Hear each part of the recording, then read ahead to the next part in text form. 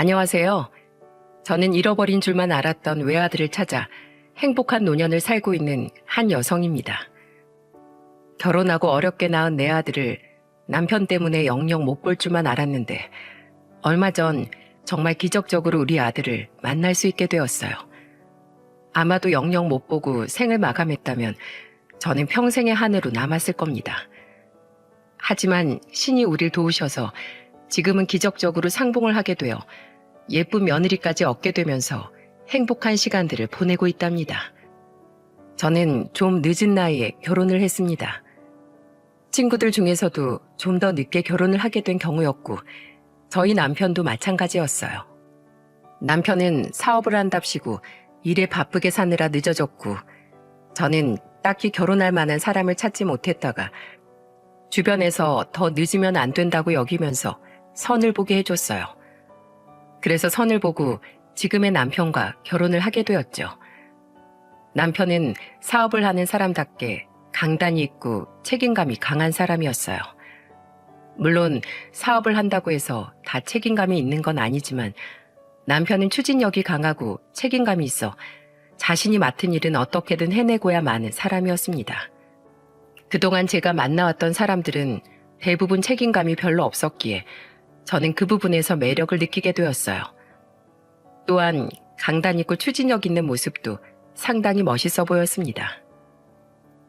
그때 당시에는 이 사람보다 더 괜찮은 사람은 만나지 못할 것 같다는 생각이 들어 선을 보고 바로 결혼을 계획하게 되었죠. 결혼을 하고 나서도 이 사람은 꽤나 좋은 사람이었습니다. 가정적인 부분도 있었고 사업하는 사람치고 술도 많이 안 마시고 담배도 피지 않는 건실하게 살아가는 사람이었죠. 그래서 결혼을 하고서도 집안일도 함께 잘해주고 가정을 잘 지키기 위해 노력을 많이 하는 훌륭한 남편이었어요. 근데 저희 부부에게 한 가지 딱 아쉬웠던 점은 임신이 잘 되지 않는다는 거였습니다. 둘이서 아무리 노력을 해도 아이가 생기질 않더라고요. 하지만 그래도 포기할 수 없어서 산부인과를 다니며 임신을 계획해서 준비했고 그 결과 3년 만에 어렵게 아들을 한 명 낳을 수 있었습니다. 그 뒤로는 아무리 더 낳아보려고 해도 나아지지가 않더라고요. 여기까지가 우리한테 허락된 아이인가 보다 싶어서 그 이상은 욕심내지 않고 이 아이만 잘 키우자 싶어 그때부터는 임신 계획을 멈추고 첫째에게만 집중을 했습니다. 저는 아이를 키우면서 이 아이가 정말 행복한 아이로 자라길 바랬어요. 한없이 맑고 사랑받아 늘 자존감이 높은 아이로 컸으면 했죠. 하지만 우리 남편은 저랑은 좀 달랐어요. 저희 남편도 물론 같은 생각이긴 했지만 저는 아이가 하고 싶은 대로 클 수 있게 해주고 싶은 반면 저희 남편은 저희 아들이 본인 기준에서 훌륭한 사람이 되길 바랬어요. 그건 바로 법조인이 되는 것이었고 남편은 우리 아들이 법조인이 되길 바래서 항상 아이에게 강조를 하고 또 강조를 하곤 했었죠. 아들, 넌 훌륭한 법조인이 되어야 한다. 너는 이 아빠가 못다 이룬 꿈을 꼭 이루어서 나라의 보탬이 되는 꼭 훌륭한 법조인이 되도록 해. 판사도 좋고 검사도 좋고 변호사도 좋다. 아무거나 다 돼도 좋으니까 법조인만 되어라. 알았지? 남편은 아이가 말도 떼기 전부터 늘 이 말을 하곤 했었어요. 사실 제 남편은 막상 하고 있는 일은 사업이긴 했지만 원래 어릴 적부터 꿈은 법조인이 되는 것이었다고 하더라고요. 하지만 그만큼 공부머리가 되지 않아 그 꿈을 포기할 수밖에 없었어요. 그래서 남편은 자신이 못다 이룬 꿈을 자신의 아들에게 전가시키면서 그렇게 강조를 해왔던 거였죠. 제 아들은 어릴 땐 아무것도 모르고 항상 아빠가 하는 말에 알겠다고 했었어요. 아들, 우리 아들 꿈은 뭐라고? 법조인, 판사, 검사, 변호사 되는 거예요. 그래, 맞아. 그럼 법조인이 되려면 어떻게 해야 한다고 했지? 공부를 열심히 해야 돼요. 옳지, 맞아. 공부를 열심히 해야지만 법조인이 될 수 있는 거야. 그러니까 넌 공부만 해. 네가 공부할 수 있는 환경은 이 아빠가 다 만들어줄 거니까. 남편은 이렇게 어릴 때부터 아이한테 강조를 해왔고 실제로도 아이가 법조인이 되길 바라면서 사교육을 엄청나게 시켰어요. 저희 생활비보다도 아들 한 명한테 들어가는 교육비가 더 많을 정도로 그렇게 사교육을 시켰죠. 근데 정말 이건 제가 봤을 때도 너무 아이한테 가혹하다 싶을 정도였어요. 그런 이유로 아이는 점점 커가면 커갈수록 남편의 입김에 지쳐갔고 생기를 잃어가는 게 보였죠. 심지어는 애가 저한테 그런 말도 하더라고요. 엄마, 근데 판사랑 검사랑 변호사는 뭐 하는 사람이에요? 나 너무 힘들어서 그거 안 하고 싶어요. 나도 친구들이랑 놀고 싶어요. 친구들이 맨날 나 학원만 다닌다고 나랑 안 놀아준단 말이에요. 판사랑 검사는 법으로 죄를 지은 나쁜 사람들을 벌받게 하는 훌륭한 일을 하는 사람들이야. 변호사도 마찬가지고. 아빠는 우리 용수가 그런 훌륭한 사람이 되었으면 하는 마음에서 그러시는 거니까 우리 용수가 아빠를 조금 더 용서해드리자.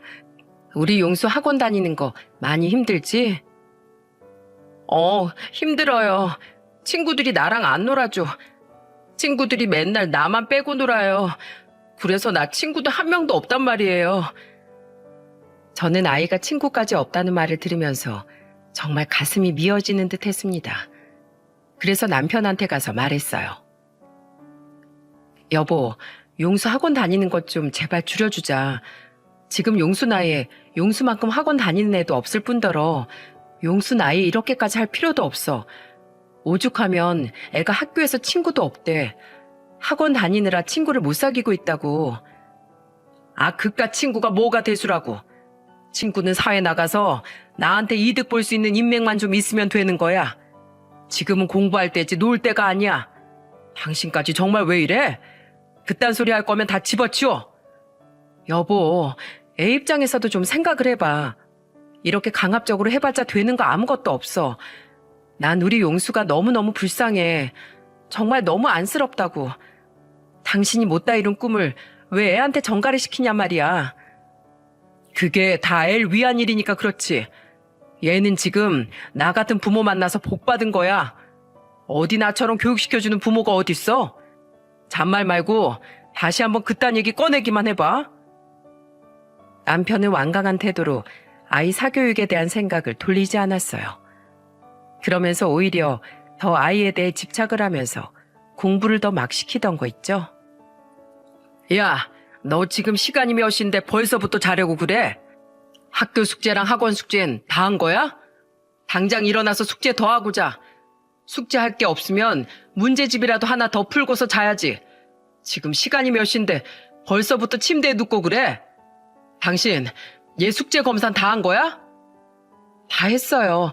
오늘 피곤하다고 집에 오자마자 숙제부터 하고 지금 겨우 누웠어. 지금 시간이 몇 시인 줄이나 알아?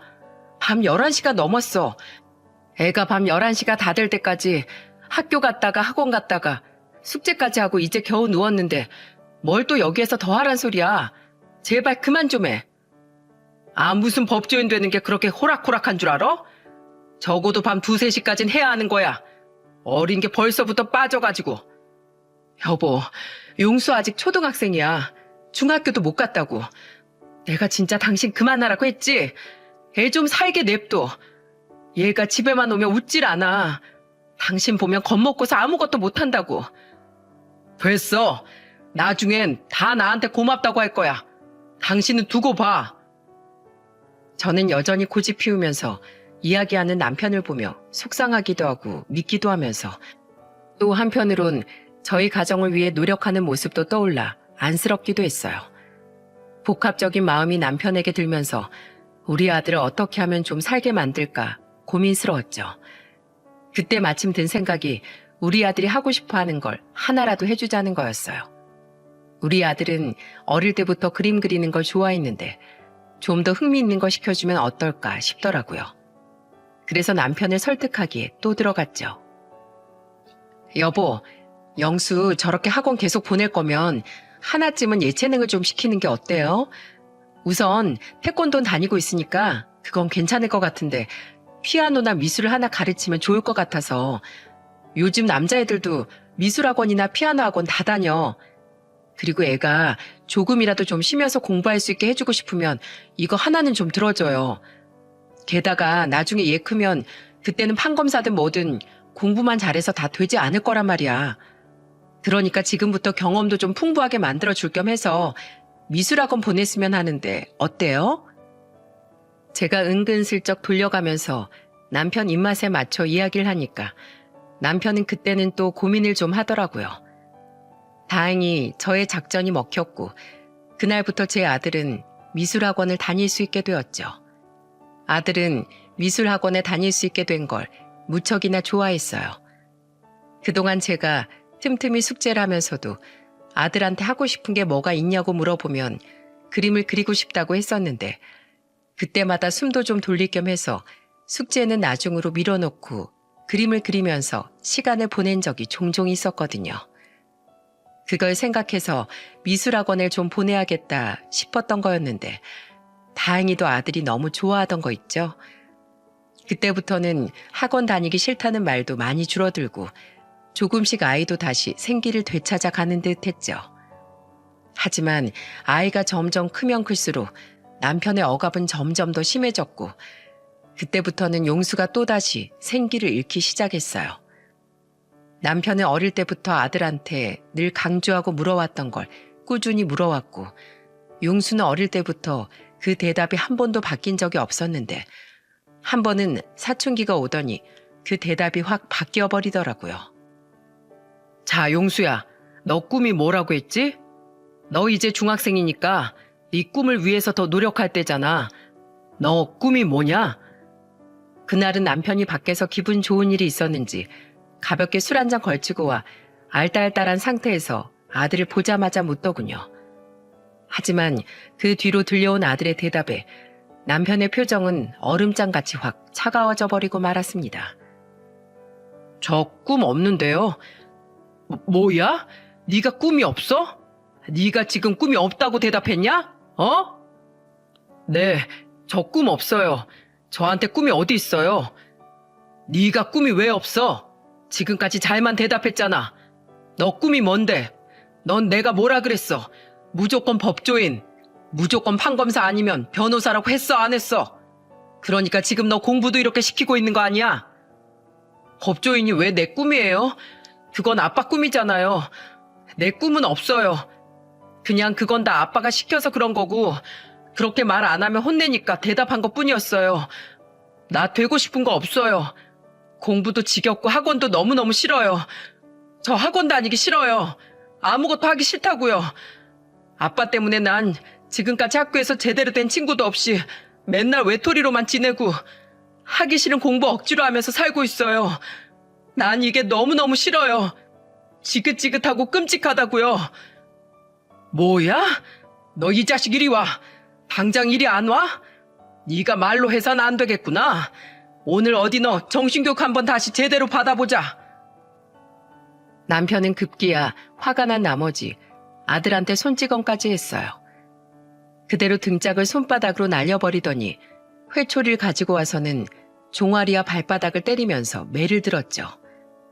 저는 그걸 보면서 온 몸으로 막으면서 말렸지만 소용이 없었습니다. 제가 아무리 남편 팔을 붙잡고 말려도 안 되자 저는 남편의 매가 떨어지는 자리에 아이를 밀치고 제가 들어갔고 결국 그 매는 저의 등을 확 때리고 말았어요. 제발 그만 좀 해. 어쩜 그렇게 애를 못 잡아먹어서 안달이야. 나도 이렇게 아픈데, 나도 이렇게 한 번 맞아도 쓰린데 애는 어떻겠어? 얘가 몸이 아플 것 같아? 아니야. 당신한테 이렇게 맞고 나면 몸이 아픈 것보다 마음이 아파서 힘들어할 거라고. 왜 그걸 몰라 당신은? 제발 그만 좀 해. 얘가 하고 싶은 거 하게 냅둬요 제발. 웃기지 마. 얘가 하고 싶은 게 뭐가 있겠어. 나라도 이렇게 안 해주면 꿈 없이 생각 없이 살 게 뻔한데. 다 필요 없고 당신이나 제발 이제 그만해. 내가 훈계하겠다는데 왜 나서서 맞고 난리야? 에이 진짜. 너 용수 이 자식 한 번만 더 아빠 앞에서 꿈이 없다느니 공부도 학원도 다 싫다느니 그딴 소리 더 짓거려봐. 가만 안 둬. 남편은 화가 났는지 그대로 밖으로 나가버렸고 저는 그날 용수가 너무 불쌍해서 그 아이를 껴안고 펑펑 울었습니다. 엄마, 나 진짜 너무너무 공부 가기 싫어요. 너무 지긋지긋해요. 내가 왜 공부를 이렇게까지 해야 돼요? 나는 공부 싫어요. 공부 정말 하기 싫다고요. 나도 친구들이랑 게임도 하고 싶고 그냥 학교 끝나고 편하게 집에서 잠도 자고 싶은데 왜 나만 이렇게 힘들게 살아야 돼요? 나 진짜 다 포기하고 싶어요.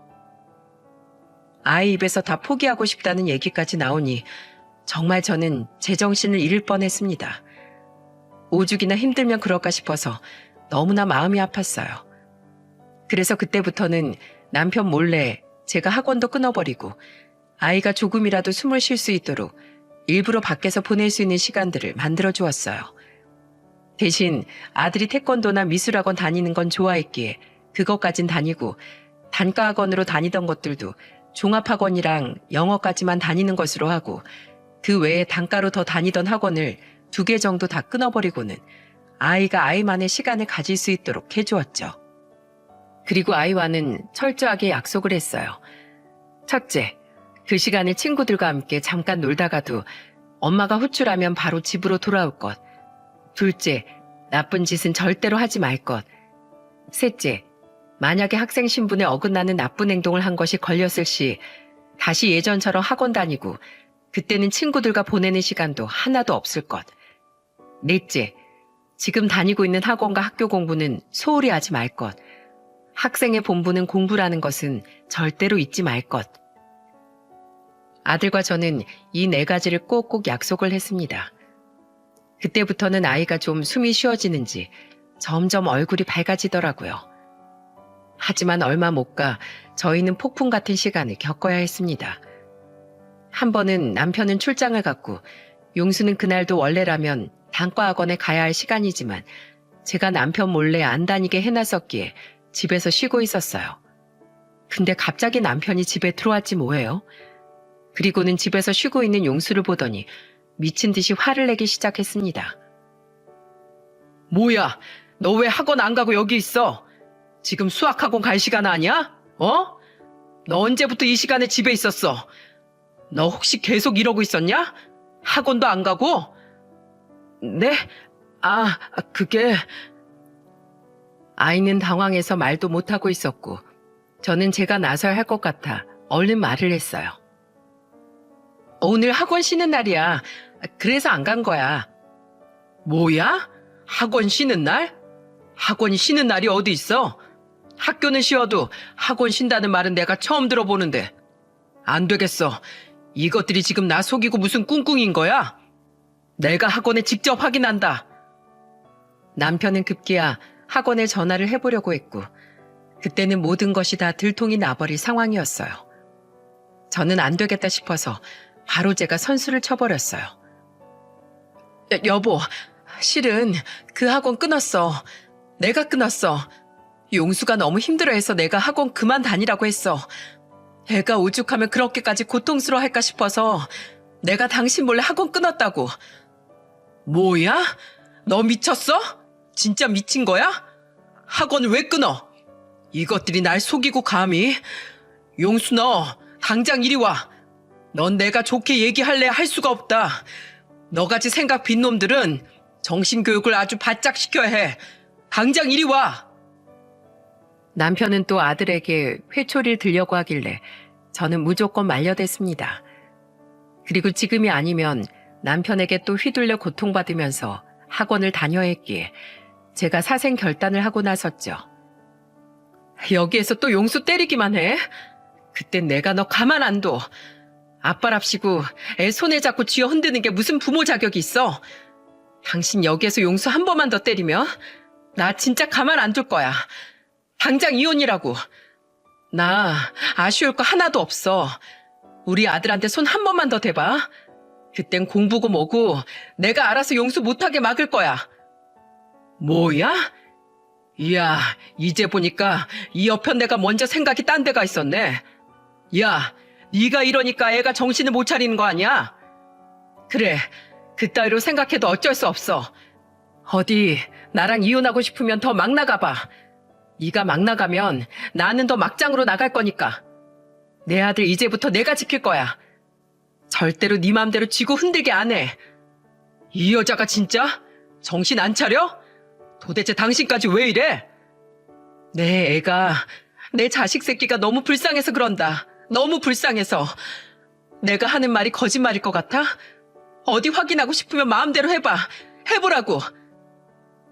저는 앞뒤 생각 안 하고 강하게 밀고 나가버렸습니다.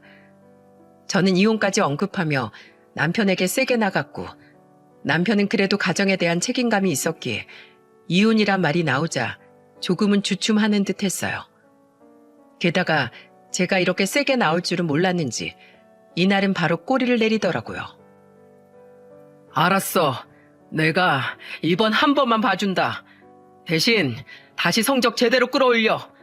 이후에도 한 번만 더 성적 그따위로 나오면 그땐 내가 가만 안 둘 테니까. 남편이 화를 내면서 마무리를 하긴 했지만 그래도 일단락이 된 것이 다행이었습니다. 하지만 또 일이 하나 벌어지고 말았어요. 왜냐하면 용수에게 진짜 꿈이 생겼거든요. 용수는 미술학원을 정말 좋아하는 아이였습니다. 다른 학원들은 안 그러면서도 꼭 미술학원에만 간다고 하면 신이 나서 다녀왔어요. 게다가 본인이 그린 그림들을 집에 가지고 와서는 하루 종일 자랑을 하며 자신의 방에 늘어놓기 일쑤였죠. 그것뿐만이 아니었어요. 단과학원을 그만두고 집에서 쉴 때도 집에서 내내 그림만 그리다 잠드는 날이 수두룩했습니다. 그만큼 미술을 좋아했고 또 잘했어요. 미술학원에서도 선생님께서 절 불러 진지하게 전공을 시키면 어떻겠냐고 물었을 정도니까요. 용수가 고등학생이 되었을 무렵이었습니다. 보통은 고등학생이 되면 미술학원은 안 다니는데 용수는 그때까지도 꾸준히 미술학원을 다닐 만큼 좋아했기에 계속해서 보내고 있었죠. 그러던 애가 어느 날 갑자기 저한테 말을 하더라고요. 엄마, 난 미술이 하고 싶어요. 법조인은 싫어요. 화가가 되고 싶어요. 이제야 제 꿈이 생긴 것 같아요. 아빠가 이루고 싶어 하는 꿈이 아닌 제가 이루고 싶은 꿈은 화가예요. 저 화가가 돼서 엄마를 행복하게 해줄게요. 용수는 그렇게 말을 하면서 처음으로 저에게 자신의 꿈에 대해 이야기를 해왔습니다. 하지만 그걸 남편에게 쉽게 이야기할 수는 없었어요. 저는 때를 기다리다가 대학교 들어가기 직전에 남편에게 말을 하자고 했어요. 용수도 그게 좋겠다고 해서 대학 입시를 앞두고 몇 달 전에 이야기를 했죠. 아빠, 저 드릴 말씀이 있어요.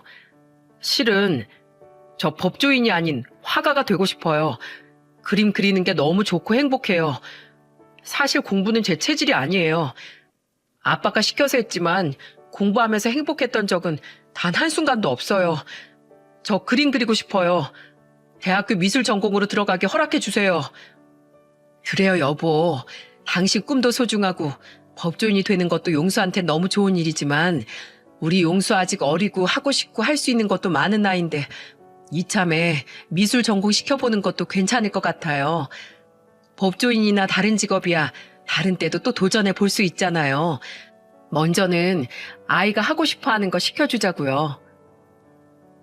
저와 용수는 용기를 내서 남편에게 말을 했습니다. 저희는 남편이 화를 낼 걸 어느 정도 예상을 하고 말을 했어요. 근데 저희의 생각보다도 남편의 반응은 더욱 심각했습니다. 남편은 완전히 화가 나서는 날뛰기 시작했죠. 이것들이 쌍으로 미쳐선 절대 안 돼. 미술은 무슨 놈의 미술? 이 자식이 그나마 좀 살맛나라고 미술학원 보내놨더니 뭐야? 화가가 꿈이야? 너 당장 미술학원 때려쳐. 앞으로 미술의 밑자만 꺼내기만 해봐. 다리 몽댕이 부러질 줄 알아. 남편은 노발대발하며 화를 내버렸고 잘 다니던 미술학원까지 끊어버렸습니다. 그 뒤로 용수는 너무 힘들어했어요. 공부에도 손을 대지 못했고 정말 멍하니 지내는 듯 했죠. 그래도 어떻게 법학과까지는 갈 수 있었어요. 용수가 법학과에 합격했을 때 좋아했던 사람은 유일하게 한 사람뿐이었습니다. 바로 남편이었죠. 아이고, 역시 우리 용수. 난 네가 해낼 줄 알았다. 역시 내 아들. 넌 날 실망시키지 않는구나. 자랑스러운 내 아들. 넌 꼭 훌륭한 법조인이 될 수 있을 거다. 내 대신 내 꿈을 이루어주는 자식만큼 자랑스러운 애가 어디 있을까? 기분 좋다. 역시 내 아들. 용수는 법학과는 갔지만 대학교에서 마음을 다잡지 못했는지 성적이 그리 잘 나오지 않았습니다. 그래서 바로 이어서 가야 할 로스쿨에 떨어져 버렸어요. 남편은 첫 해에는 그러려니 했지만 또다시 두 번째에도 로스쿨에서 떨어져 버리자 그때는 분노를 표출하며 말을 하더라고요. 야, 너 이것밖에 못해? 도대체 왜 또 그래? 남들 다 들어가는 로스쿨에 왜 자꾸 떨어지냐 말이야? 도대체 뭐가 문제야? 뭐가 문제냐고? 남편이 화를 내면서 말을 했고 그 뒤에 돌아오는 용수의 말에 저와 남편은 둘 다 충격을 받을 수밖에 없었습니다. 저 로스쿨 안 갑니다. 법 공부 싫어요. 법조인도 다 싫습니다. 아무것도 하기 싫어요. 저 화가할 거예요. 제 꿈은 이것밖에 없어요. 변호사고 판검사고 다 필요 없어요. 다 지긋지긋해요. 그림만 그릴 거예요, 저. 저와 남편은 예상치도 못했던 폭탄 선언에 충격을 받았어요. 하지만 이내 곧 저는 아들을 지지하는 쪽으로 돌아섰고 남편은 거기에서부터는 완전히 더 화가 타올라 버렸죠. 남편은 그 얘기를 듣자마자 곧바로 아들 방으로 쫓아 들어갔습니다. 그리고는 정말 생각지도 못한 짓을 벌이고 말았어요. 그건 바로 아들의 방을 샅샅이 뒤지는 일이었죠. 남편이 아들의 방을 막 뒤지니 장롱 안에서 그동안 몰랐던 미술 도구들이 쏟아져 나왔고 거기엔 용수가 그린 그림들도 몇 장이나 있었습니다. 근데 그걸 가지고 남편은 너무나도 충격적인 짓을 벌였어요. 남편은 그 미술 도구들을 보자마자 쓰레기 봉투를 가지고 와 조에다 쓸어서 담아버렸고 용수가 그린 그림들은 그 자리에서 가차없이 찢어버렸습니다. 저는 너무 놀란 나머지 남편을 뜯어 말리고 있는데 그 순간 용수는 표정이 싹 차갑게 바뀌더니 남편이 하는 일에 손도 안 대더라고요. 그리고는 딱 한마디를 했습니다. 역시 아버지다우시네요. 역시 아빠다워요. 왜요? 저까지 그 쓰레기 봉투에 담아버리지 그러세요. 네? 법조인이고 뭐고 그딴 거 못 들어드리는 저도 아빠한테 그저 쓰레기 아닌가요? 뭐야? 그래, 너 말 잘했다. 그래, 너 같은 쓰레기를 내가 내 자식이라고 그동안 키워댔구나. 이 못난 놈, 이런 못난 놈. 너 같은 건 이제 내 아들도 아니다. 당장 썩 꺼져버려. 꺼져버리라고. 용수의 말에 더 흥분을 한 남편은 급기야 용수의 뺨을 때려버리고는 나가라고 소리를 쳤어요. 저는 옆에서 말리면서 펑펑 울어댔고 용수는 그 말을 듣자마자 생각지도 못한 행동을 했습니다. 그건 바로 짐을 싸는 일이었어요. 용수는 그대로 기다렸다는 듯 짐을 싸더니 그대로 집을 나가버렸죠. 용수야, 용수야, 어디 가는 거야 대체? 제발 다시 돌아와. 저의 간절한 외침과 붙잡는 손을 보고도 용수는 다 뿌리치고는 집 밖으로 나가버렸어요. 저는 꺼이꺼이 울면서 용수를 찾았고 남편도 당황을 한 듯 했지만 용수에게 화가 난 것이 더 컸는지 그 뒤로는 아들에 대해선 신경도 안 쓰더라고요. 오직 애가 탄 건 저뿐이었습니다. 그날로부터 저는 용수를 찾아 헤맸어요. 경찰서에 신고도 하고 용수가 가볼 만한 곳, 친하게 지내던 친구 모두에게 다 연락을 돌려봤지만 용수의 흔적을 찾을 수가 없었습니다. 그렇게 용수만 찾아 헤맨 것만 해도 3년이었어요. 3년을 내내 용수는 연락 한 번을 안 하고 종적을 감춰버렸고 남편은 나중에는 걱정하는 듯 하다가 더 나중에는 오기가 생겼는지 부모 버린 자식은 다 필요 없다면서 무시를 해버리더라고요. 그렇게 저만 애태우면서 보낸 시간 속에서 저는 매일을 용수 때문에 울었습니다. 그러던 어느 날 모르는 번호로 문자가 하나 왔더라고요. 그건 바로 용수였습니다. 엄마, 벌써 제가 집 나온 지도 3년이 되었네요. 계속 절 찾고 계시는 것 같은데 전 집으로 돌아갈 마음 없어요. 엄마도 힘드실 텐데 저까지 불효를 저질러서 죄송합니다. 하지만 제가 살 길은 이것밖에 없어요. 그러니까 나중에 제가 때가 되면 엄마를 찾아갈 테니 그때까진 저 그만 찾으세요. 저는 아주 잘 지내고 있어요. 오히려 지금이 행복해요. 그러니 부디 건강하시고 엄마도 편하게 잘 지내세요. 저는 모르는 번호로 온 문자를 보자마자 바로 전화를 걸었지만 신호만 갈 뿐 받질 않았어요. 그래도 저는 그렇게라도 소식을 전해온 용수에게 고마웠고 언젠가는 우리 용수가 나한테 다시 돌아오겠구나 라는 확신이 들면서 그때부터는 용수를 찾는 것을 멈췄습니다.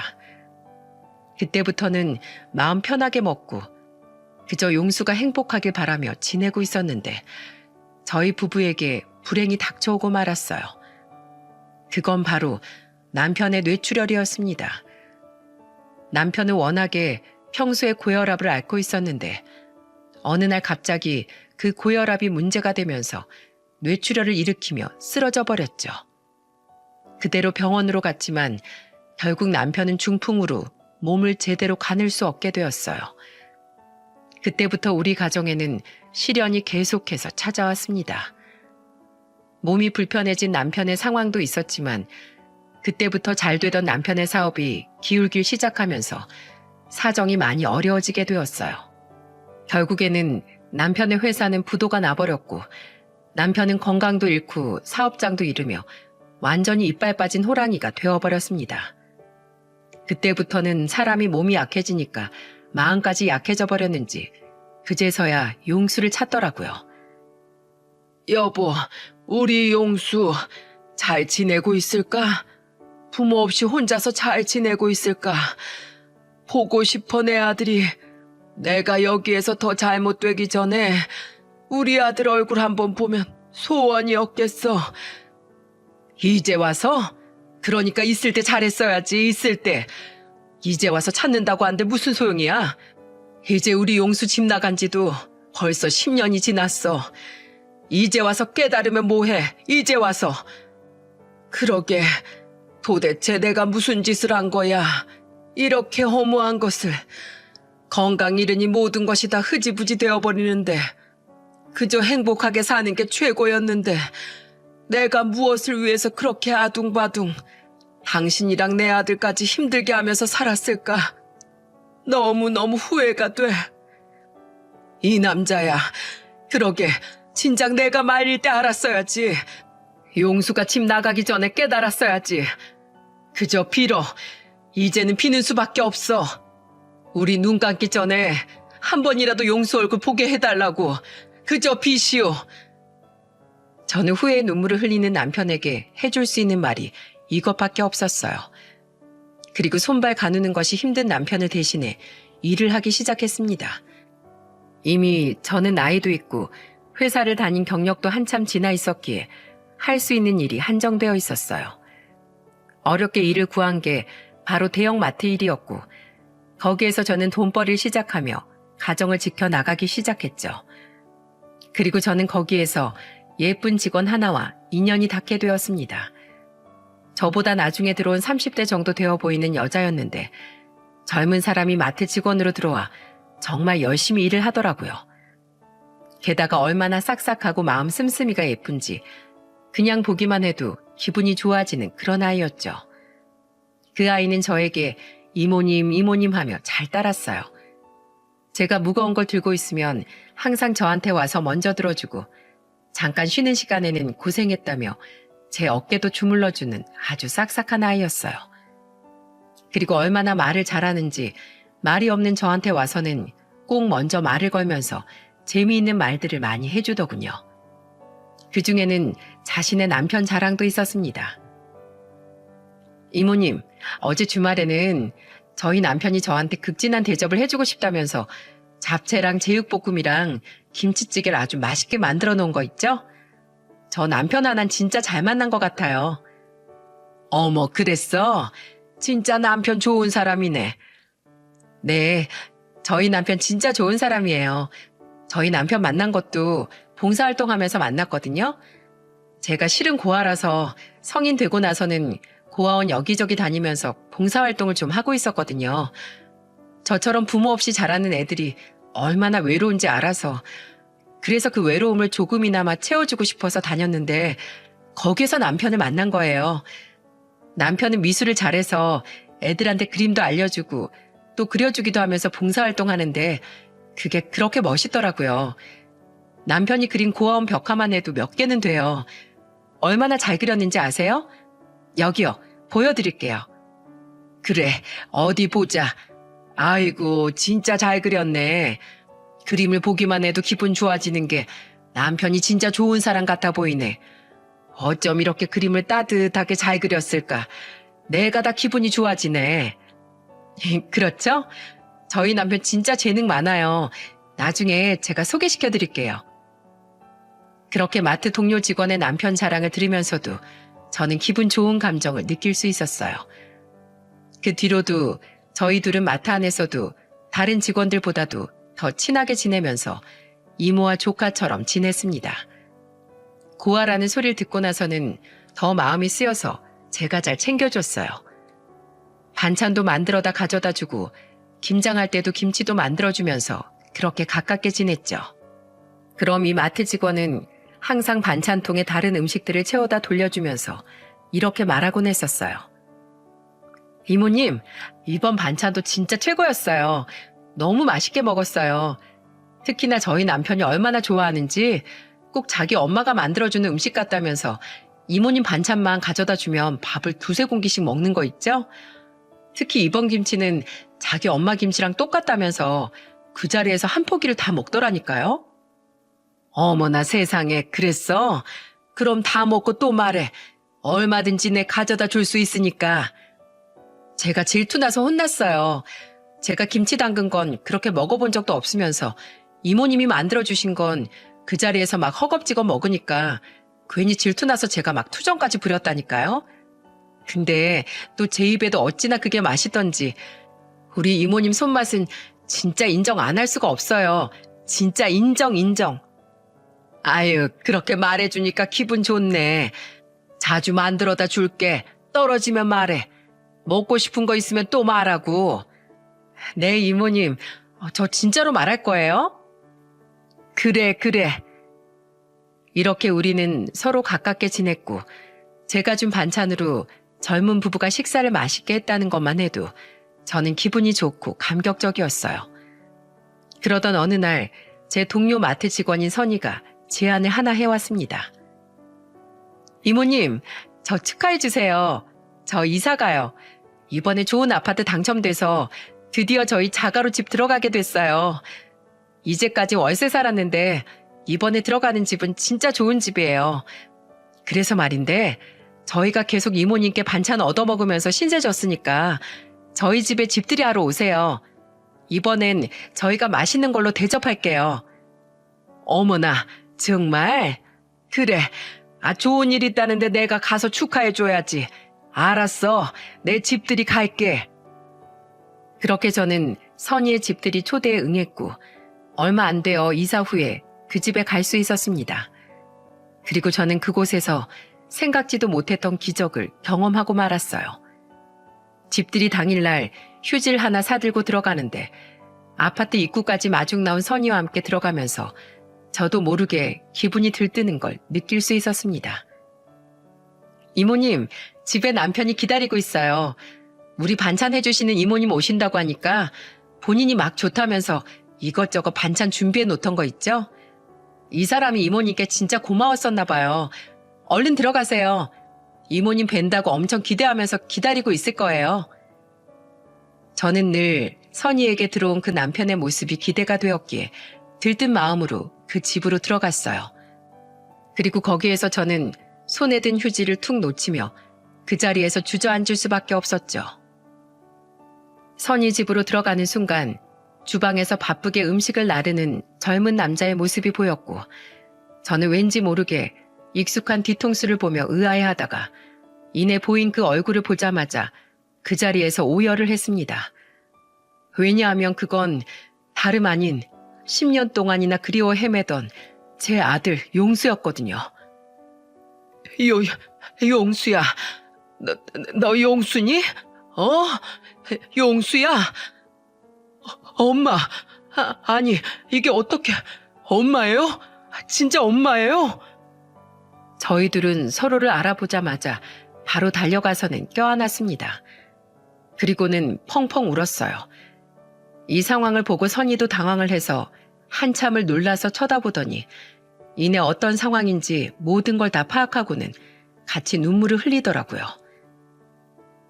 이게 어떻게 된 일이야? 내가 맨날 말로만 듣던 선희 남편이 너였던 거야? 아이고, 어떻게 이런 일이 다 있니? 어떻게 이럴 수가 있어? 너 그동안 어떻게 지냈어? 우리 아들, 내가 얼마나 보고 싶었는지 알아? 이 엄마가 얼마나 그리워했는지 아냐고. 엄마, 죄송해요. 일찍 찾아뵙고 싶었는데 내가 더 떳떳해지면 그때 찾아가려고 했었어요. 아직은 내가 정말 원하던 삶을 사는 게 아니어서 그래서 못 찾아갔어요. 이 녀석아, 그런 게 어딨어. 엄마는 그냥 너 자체로 소중한 거 몰라? 엄마가 누누이 그렇게 얘기했는데 네가 행복하기만 하면 됐다고 했잖아. 엄마는 왜 이렇게 엄마를 슬프게 만들어? 왜? 죄송합니다. 정말 죄송해요. 저도 너무너무 보고 싶었어요. 엄마가 너무 그리웠어요. 됐어. 네가 이렇게 잘 지내고 있었으니 다 됐어. 엄마는 이제 여한이 없다. 여한이 없어. 저는 아들을 보게 된 이 상황이 갑작스러웠지만 정말 세상을 다 가진 것처럼 행복했어요. 한참을 서로 울다가 진정한 뒤 이야기를 나눠보니 용수는 이미 화가가 되어 있더군요. 자신이 원하던 꿈을 이루었더라고요. 다만 아직 유명하지 않았기 때문에 화가 일을 하면서 미술이랑 디자인이랑 관련된 일을 하면서 생활을 하고 있었어요. 선희와는 서로 가진 아픔을 나누면서 그렇게 서로 아픔을 보듬으며 만나면서 결혼까지 하게 된 거였고, 둘 다 부모 없는 결혼식을 치러했기에 아주 조촐하게 의식만 치르고 혼인신고만 하고 살고 있었던 거였죠. 저는 10년 전 집을 떠난 용수가 그래도 좋은 여자를 만나 결혼해 가정을 꾸리고 있다는 것만으로도 고맙고 다행이었습니다. 그래서 얼른 이 소식을 남편에게 알리고 싶었어요. 저는 용수에게도 그동안 우리 부부에게 있었던 이야기들을 다 해주었고, 지금 어떤 상황인지 남편이 얼마나 용수를 그리워하는지도 다 말해주었죠. 그래서 그날 바로 남편을 찾아가 부자 상봉을 할 수 있었어요. 저는 용수 부부를 집으로 데리고 갔고, 용수는 몸이 불편해지고 많이 허약해진 자신의 아빠를 보자마자 그 자리에서 눈물을 쏟아냈습니다. 그리고 남편 역시 늘 그리워했고 후회하며 기다렸던 아들을 보자마자 불편한 손으로 눈물도 닦아대지 못하며 주르륵 눈물만 흘릴 뿐이었어요. 아빠, 왜 이렇게 되신 거예요? 어쩌다가요? 그렇게 강하셨던 분이 왜요? 미안하다, 아들아. 내가 너한테 모질게 해서 널 너무 힘들게 해서 벌 받은 거야. 내가 지금 벌 받아서 이렇다. 미안하다. 정말 미안해. 부디 날 용서해다오. 그러니까 왜 그러셨어요? 왜 절 그렇게 아프게 하셨던 거예요? 제가 얼마나 힘들었는데, 제가 얼마나 아버지를 원망했었는지 아세요? 지난 10년 내내 아빠를 그리워하면서도 원망했어요. 보고 싶으면서도 더는 보고 싶지도 않았어요. 그러니까 왜 저한테 그렇게 상처를 주셨어요? 내가 부족했어. 내가 부모 될 자질이 부족했다. 그냥 너 자체로 사랑해줬어야 했는데 내가 미련했어. 미안하다 아들아. 이제 와서 깨달아서 너무 늦게 알아서 미안해. 너는 그냥 내 사랑하는 아들이었는데 내 사랑이 너무나 삐뚤어져서 널 힘들게 했다. 그 죄값을 이렇게 받았다 내가. 아빠, 아프지 마세요. 이런 모습을 보고 싶었던 게 아니었어요. 당당하게 성공해서 그래서 아빠한테 인정받고 싶었을 뿐이었는데 죄송합니다. 저도 그렇게 집 나가버려서 아빠 가슴에 대못 박아버려서 죄송해요. 다시는 안 떠날게요. 다시는 아빠 안 떠나요, 저. 고맙다. 고마워, 아들아. 나를 용서해 주는 거냐? 네, 용서할게요. 정말로 평생을 아빠를 용서하지 못할 것 같았는데 저도 10년을 살면서 깨달아지는 게 있었어요.